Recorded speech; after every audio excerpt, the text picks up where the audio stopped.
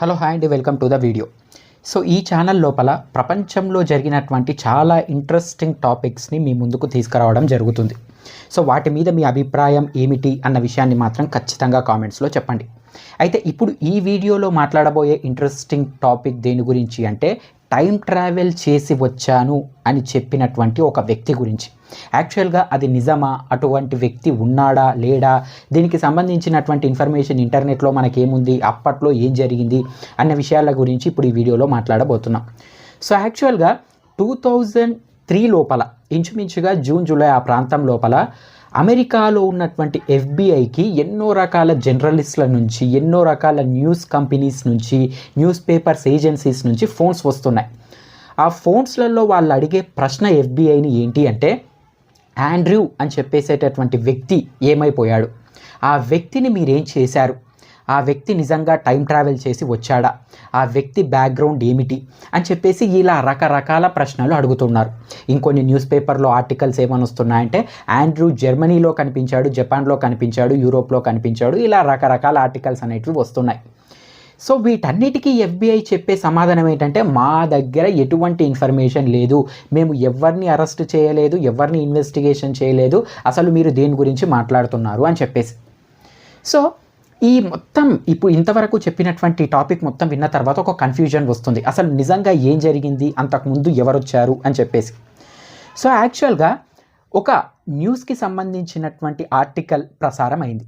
ఆ ఆర్టికల్లో ఉన్నటువంటి ఇన్ఫర్మేషన్ ఏమిటి అంటే ఎఫ్బిఐ ఒక వ్యక్తిని, ఆండ్రూ అని చెప్పేసేటటువంటి ఒక వ్యక్తిని అరెస్ట్ చేయడం జరిగింది. యాక్చువల్గా ఈ ఆర్టికల్ అనేది 2003 ఇంచుమించుగా మార్చ్ ఏప్రిల్ ఆ ప్రాంతం అంటే సమ్మర్ ప్రాంతం లోపల రిలీజ్ అయింది. సో ఆండ్రూ అనే వ్యక్తిని ఎఫ్బిఐ ఎందుకు అరెస్ట్ చేసింది అన్నదానికి రీజన్ ఏమనుంది ఆ ఆర్టికల్ లోపల అంటే, ఆండ్రూ స్టాక్ మార్కెట్ లోపల కొన్ని వేల కోట్లను సంపాదించాడు అని చెప్పేసి. అమెరికన్ కరెన్సీ లోపల మాట్లాడుకుంటే ఇంచుమించుగా 800 అమెరికన్ డాలర్స్ని ఇన్వెస్ట్ చేసి ఇంచుమించుగా $350 మిలియన్ అతను స్టాక్ మార్కెట్ నుంచి సంపాదించాడు అని చెప్పేసి. ఒక నార్మల్ హ్యూమన్ బీయింగ్కి ఇది అసాధ్యం. అది కూడా ఎంత షార్ట్ పీరియడ్ ఆఫ్ టైంలో అంటే ఇంచుమించుగా జస్ట్ 2 వీక్స్ లోపల.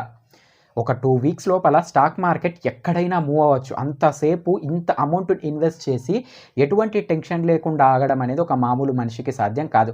ఒకవేళ ఆగినా ఇంత డబ్బు ఒకటేసారి ఖచ్చితంగా పెరుగుతాయని చెప్పేసి ప్రెడిక్షన్ చేసి స్టాక్ మార్కెట్లో సంపాదించడం అనేది మ్యాక్సిమం అసలు స్టాక్ మార్కెట్ చరిత్రలోనే ప్రపంచంలో ఉన్నటువంటి ఏ దేశంలో ఎవ్వరూ సాధించలేనటువంటి విషయం ఇప్పటికీ కూడా, ఈ రోజు వరకు కూడా. సో అటువంటి ఒక థింగ్ని 2 వారాల లోపల ఇతడు ఎలా సాధించాడు, ఖచ్చితంగా ఏదో స్కామ్ చేశాడు. ఇన్సైడ్ ట్రేడర్ అంటే లోపల ఉన్న ఇన్ఫర్మేషన్ ఏదో తెలుసుకొని ఇతడు ఈ డబ్బును సంపాదించాడు అంటే స్కామ్ చేస్తున్నాడు అని చెప్పేసి ఒక ఉద్దేశంతో అతన్ని ఇన్వెస్టిగేషన్ చేయాలి అని చెప్పేసి ఒక ఆలోచనతోటి ఎఫ్బిఐ ఈ వ్యక్తిని అరెస్ట్ చేసింది. సో అరెస్ట్ చేసిన తర్వాత అతను ఇన్వెస్టిగేషన్ చేసినప్పుడు మ్యాక్సిమం ఎవరైనా కానీ ఒక వ్యక్తిని అరెస్ట్ చేసినప్పుడు అతడు ఏమంటాడు, నాకేం తెలీదు, నేనేం తప్పు చేయలేదు, మీరేదో రాంగ్ వ్యక్తిని అరెస్ట్ చేశారు అది ఇది అని చెప్పేసి చాలా స్టోరీస్ చెప్తూ ఉంటాడు కదా. సో ఎఫ్బిఐ మాత్రం ఇతను ఇన్వెస్టిగేషన్ చేసినప్పుడు అతడు సింపుల్గా చెప్పినటువంటి స్టేట్మెంట్ ఏమిటి అంటే, నేను మీ కాలానికి సంబంధించినటువంటి వ్యక్తిని కాదు, ఫ్యూచర్ నుంచి వచ్చాను. ఇంకా సింపుల్గా చెప్పాలి అంటే 2256 అంటే ఇప్పటి నుంచి ఇంచుమించుగా 250 సంవత్సరాల తర్వాత కాలం నుంచి నేను ఈ వెనక్కి రావడం జరిగింది. కాబట్టి పాస్ట్ లోపల అంటే ఈ 2003 ప్రాంతం లోపల నాకు స్టాక్ మార్కెట్ లోపల ఎటువంటి మార్పులు వస్తాయో తెలుసు. వాటన్నిటిని తెలుసుకొని నేను వెనక్కి వచ్చి ఈజీగా డబ్బులు సంపాదించాలనే ఉద్దేశంతో ఈ డబ్బులను నేను సంపాదించాను అని చెప్పేసి ఎఫ్బిఐకి చెప్పాడంట.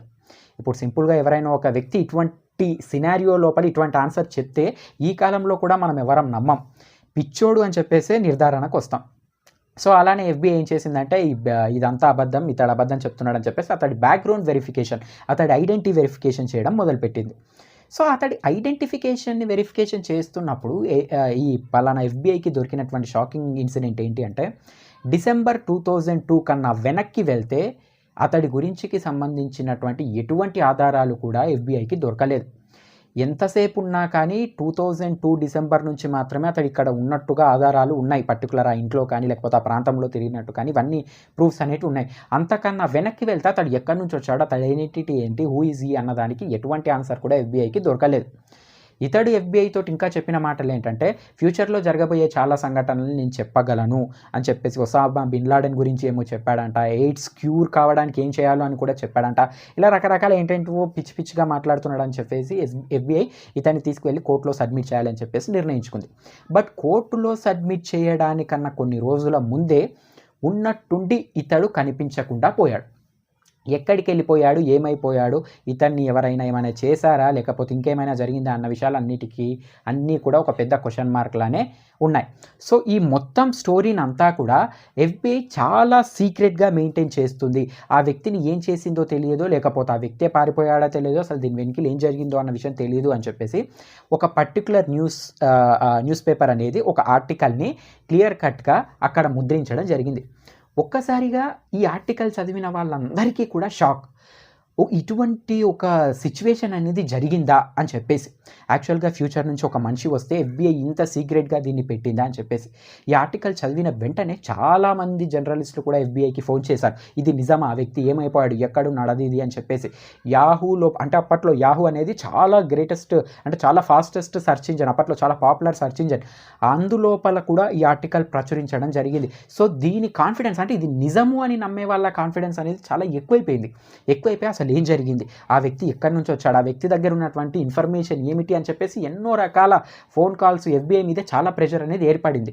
బట్ ఎఫ్బిఐ ఓవరాల్గా చెప్పేది ఏంటంటే ఇదంతా ఒక ఫేక్ న్యూస్. మీరు ఏదైతే న్యూస్ ఆర్టికల్ లోపల ఈ న్యూస్ వచ్చింది అని చెప్పేసి చెప్తున్నారో ఆ న్యూస్ పేపర్ ఇటువంటి ఫిక్షనల్ ఆర్టికల్స్ అనేటివి చాలా ప్రచురిస్తుంది. అందులో ఒక భాగంగానే ఇటువంటి ఒక ఆర్టికల్ని ప్రచురించింది. అంతేకాని ఇది ఒక నిజమైనటువంటి ఆర్టికల్ అనేది కాదు.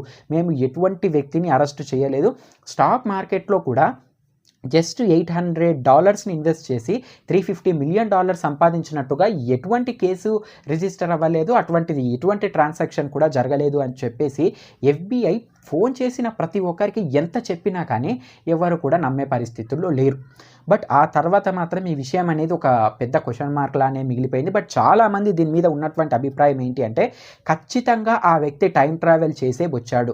అమెరికా లాంటి దేశం ఏలియన్స్ తోటి లేకపోతే ఇటువంటి టైం ట్రావెల్ చేసి వచ్చిన వాళ్ళతోటి ఎన్ని రకాల లింక్స్ ఉన్నా లేకపోతే ఇటువంటివి సంబంధించినటువంటి ఎంత ఇన్ఫర్మేషన్ ఉన్నా కానీ అది చాలా సీక్రెట్గా మెయింటైన్ చేసి సీక్రెట్గానే ఇటువంటి ఇన్ఫర్మేషన్ లోపల ముందరికి వెళ్తుంది. కాబట్టి ఇన్ఫర్మేషన్ని మొత్తాన్ని సీక్రెట్గా అమెరికా మెయింటైన్ చేస్తుంది. కానీ నిజంగా అటువంటి ఒక వ్యక్తి వచ్చాడు, అటువంటి వ్యక్తిని ఎఫ్బిఐ అరెస్ట్ చేసింది, అతడు ఎఫ్బిఐ నుంచి తప్పించుకొని ఎక్కడికో వెళ్ళిపోయాడు. సో ఇదంతా ఎఫ్బిఐ కావాలని ఈ ప్రపంచానికి తెలియకుండా రూపుమాపుతున్నటువంటి ఒక కవరింగ్ స్టోరీ అని చెప్పేసి చాలా ఆర్టికల్స్ కూడా ఆ తర్వాత ప్రచురించడం జరిగింది. ఏది ఏమైనప్పటికీ కానీ ఫ్యూచర్ నుంచి వచ్చాడు అంటే మాత్రం అది నిజంగానే ఒక పెద్ద మిరాకిల్ స్టోరీగా అనిపిస్తుంది. దీనిపై మీ అభిప్రాయం ఏంటి అన్న విషయాన్ని మాత్రం ఖచ్చితంగా కామెంట్స్లో చెప్పండి.